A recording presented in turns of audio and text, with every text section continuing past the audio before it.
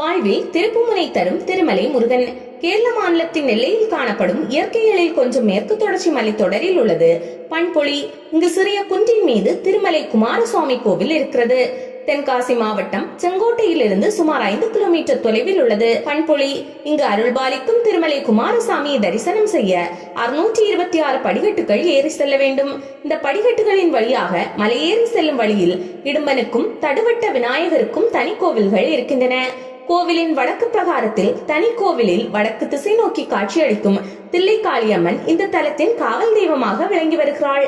மலை மீது வாகனங்களில் செல்வதற்கு ஏற்றவாறு சாலை வசதியும் ஏற்படுத்தப்பட்டுள்ளது. கிழக்கு நோக்கிய கருவறையில் மூலவர் திருமலை குமரன் 4 கரங்களுடன் மேல் வலது கரத்தில் சக்தி ஆயுதம் ஏந்தியும் மேல் இடது கரத்தில் வஜ்ராயுதம் ஏந்தியும் கீழ் வலது கரத்தில் அபயமுத்திரை காட்டியும் கீழ் இடது கரத்தில் சிம்மகர்ண முத்திரை காட்டியும் அருள்பாலிக்கிறார்.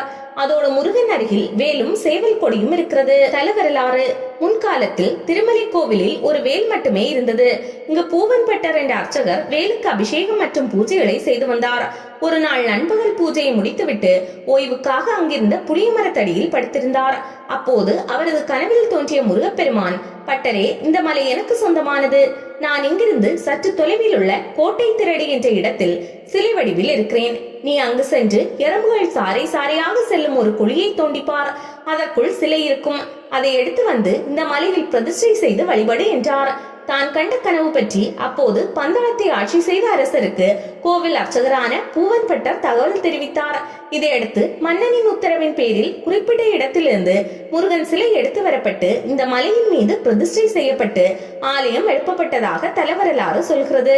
மலை மீது அமைய பெற்றுள்ள இந்த கோவிலின் முகப்பில் 16 படிகள் ஏறி சென்று வணங்கும் சன்னதியில் உச்சி பிள்ளையார் அருள் புரிகிறார். இந்த 16 படிகளை ஏறி சென்று உச்சி பிள்ளையாரை வழிபட்டால் 16 பேர்களும் கிட்டும் என்பது பக்தர்களின் நம்பிக்கை.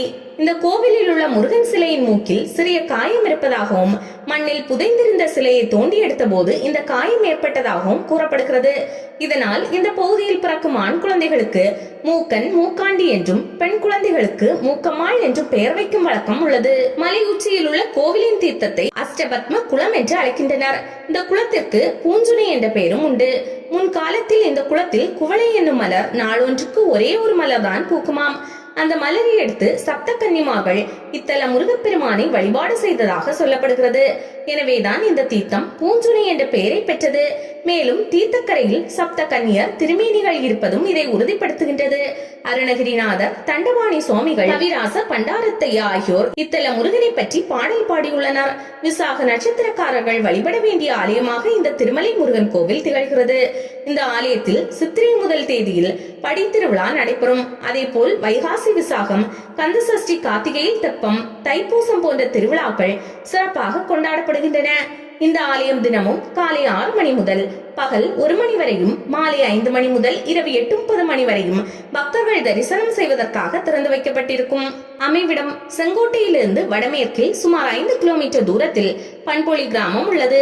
அங்கிருந்தும் 5 கிலோமீட்டர் சென்றால்தான் மலை மீது உள்ள திருமலை குமாரசாமி கடவுளை நாம் தரிசிக்க முடியும். இத்திருக்கோவில் செங்கோட்டை ரயில் நிலையத்திலிருந்து 8 கிலோமீட்டர் தூரத்தில் அமைந்துள்ளது. தென்காசி மற்றும் செங்கோட்டையிலிருந்து பேருந்து வசதிகள் உள்ளன.